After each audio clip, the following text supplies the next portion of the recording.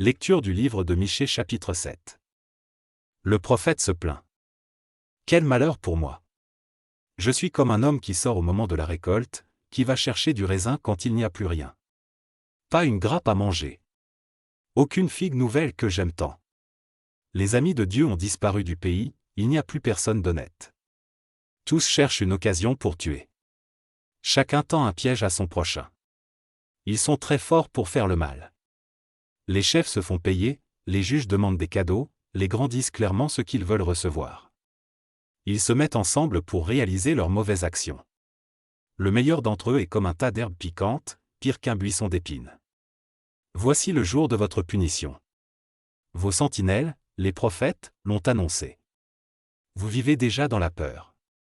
Ne croyez pas ceux qui sont proches de vous, ne faites pas confiance à vos amis. Attention! N'ouvrez pas la bouche, même pas devant votre femme. En effet, le fils insulte son père, la fille se lève contre sa mère, la belle-fille contre sa belle-mère. Chacun a pour ennemi les gens de sa famille. Mais moi, je me tourne vers le Seigneur, j'attends Dieu qui va me sauver. Lui, mon Dieu, m'écoutera.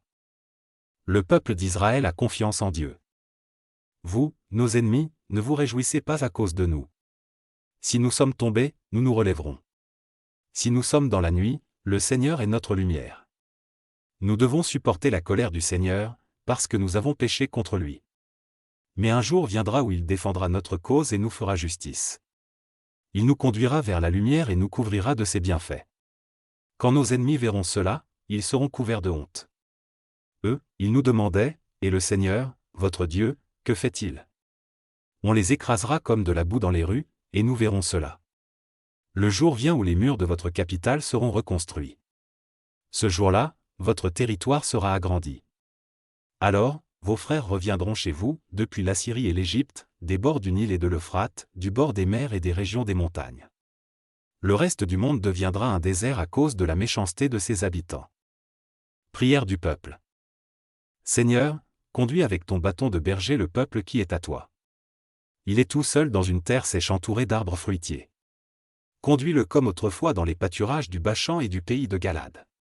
Comme à l'époque où tu nous as fait sortir d'Égypte, montre-nous des actions extraordinaires. Les autres peuples les verront et ils seront couverts de honte, malgré toute leur puissance.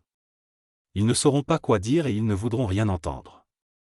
Ils lécheront la poussière comme le serpent, comme les bêtes qui rampent sur la terre. En tremblant, ils sortiront de leurs solides abris vers toi, Seigneur, notre Dieu.